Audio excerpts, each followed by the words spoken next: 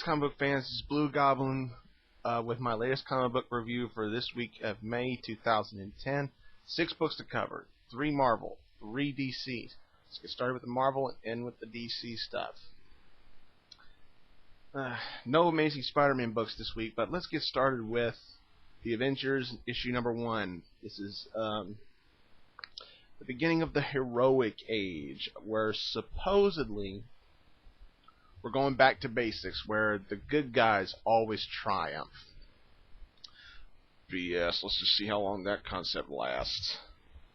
I bought this book for primarily one reason: John Romita Jr. artwork. I was kind of skeptical about getting this title for one reason. Get a look right down there. Brian Michael Bendis.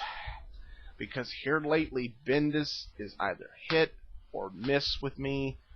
I've said it before and I'll say it again, not everything Bendis writes is crap, but I decided to give him a try because he can write good Avengers-related stories. Not so much with Ultimate Spider-Man, though. This book was good for what it was. It was just a good build-up to a new title. Nothing really spectacular happens in here. It's just mainly kind of like Doc Brown storytelling, like, don't mess with the space-time continuum, don't know so much about your own future, you know, blah, blah, blah, blah, blah. That's basically all this is. But it's a good read. I still think it's a good issue number 1 for what it's worth. And if you're an Avengers fan, I'm sure you'll like this. And that's all I can really say. You know, with all honesty, that's all I can say. Alright, let's get ready for a rant. XMen Legacy 236. This is chapter 8 of Second Coming. Now, I've been saying here lately that Second Coming is just a bunch of blah, blah, blah, blah, blah. This issue continues to prove my point. It's just blah. Pure blah. Oh, where do I begin with this? Greg Land's artwork.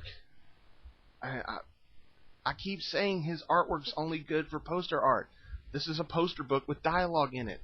You know, supposedly Utopia's surrounded by a big red bubble for God knows why, and Hope and Cable are talking alone, and, you know, Hope says, I can't go anywhere, they're fighting for me. And Cable's like, well, I can time leap us just one more time if you want to leave. Okay, Cable risked his life to get her here. He did all that for her to be at this point in time, to be the savior of mutant kind. And he's ready to run away just like that. It makes no sense to me. And, you know, to sum it up, let me say it like this. I'll be ready to call this a perfect 10 out of 10 title when I can see a snowball successfully rolled down a hill in hell. You think that might be an accurate review for this kind of writing? Of course! Thank you. So there's my rant. Hope you enjoyed it. Now let's get this out of here. Next. XFactor number 205. Here you go. This is an X-Men title to get behind. X-Men related. This is fantastic. Peter David still hitting it. Hitting it. It's just great stuff. Great storytelling. The artwork's good for what it's worth. And, yeah, Bastion's the only connection to Second Coming that this title has. I love what Banshee now, what she puts up with. Good winks and nods, good twists. The plot turns out really well.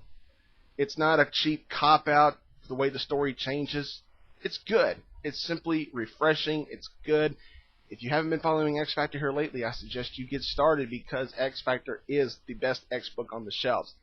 But then again, that's just my opinion. Pick it up. I think you'll like it. Alright, on to the DC stuff. Justice League of America 45. I'll go ahead and say this was certainly better than the last issue. Miles better. I do like Mark Bagley's artwork. Mark Bagley's artwork is great. I love the attention to detail. He can draw good action. James Robinson on the writing. There's just a lot of, let's tell the history of this, let's tell the history of that. Somebody's possessed, this person's possessed. That's kind of the storytelling in this particular book, but at least it's not as boring as 44 was. And I gotta give Robinson credit.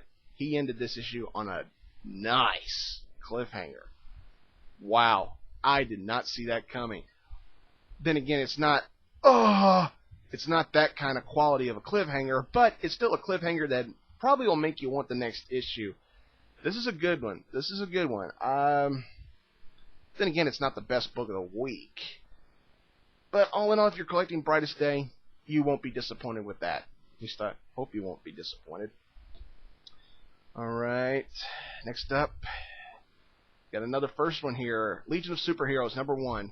I almost didn't get this book, and my friends Ken and Sarah Jackson at Arkham Comics convinced me to pick this up, and I'm certainly glad they did. Was this new reader friendly for anybody, such as myself, who never really truly followed the Legion of Superheroes? I don't know. Can't say that for sure, because I'll admit, I never once followed the Legion of Superheroes. This is the first Legion book I've ever gotten. Was it good? Oh yeah, I love it. Now I already knew about Brainiac 5 and Saturn Girl and the Phantom Girl, because I remember them from different titles that I once had when I was younger. Paul Levitz can write a good story, good plots. Some of them are a little cliche, but still, all in all, it's a solid issue 1. Unlike Avengers #1, this is a #1 that's very solid, straight to the point, in your face, good storytelling, good character development, good explanations, great details. This is awesome. Very good, and very close to being my pick of the week. But this is definitely worth your $3.99. If you, as the end of the book says, if you have not been following Legion of Superheroes, this is a welcome beginning. And if you are a longtime fan of Legion of Superheroes, they say welcome back, and that's putting it very well. It's putting it very well, and it's definitely worth your money. Pick that book up. I was certainly impressed. Now for my pick of the week, of course, it's Brightest Day #2. I gotta agree with a buddy of mine that cover is a little misleading, but it's still a great cover. I love David Finch's artwork for the cover. Jeff Johns and Peter Tomasi write incredible story. Ivan Reyes continues to draw very well. This is clearly the best issue of Brightest Day so far. Of course, we're only technically 3 issues in, since there was an issue 0. This was certainly better than issue 1 was. Yeah, this story seems to focus more on Martian Manhunter and Martian Manhunter and Deadman, and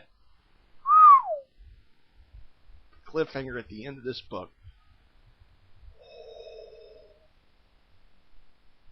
Wow.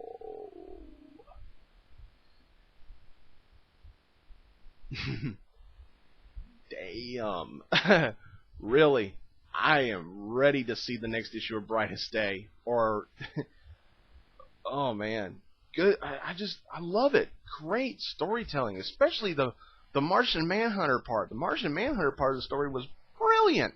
At least that's just my opinion. But yeah, out of all the Brightest Day books, not just the regular series, but all the tie-ins and everything, out of all of them, this is the best one so far, and without question, my pick of the week for this week.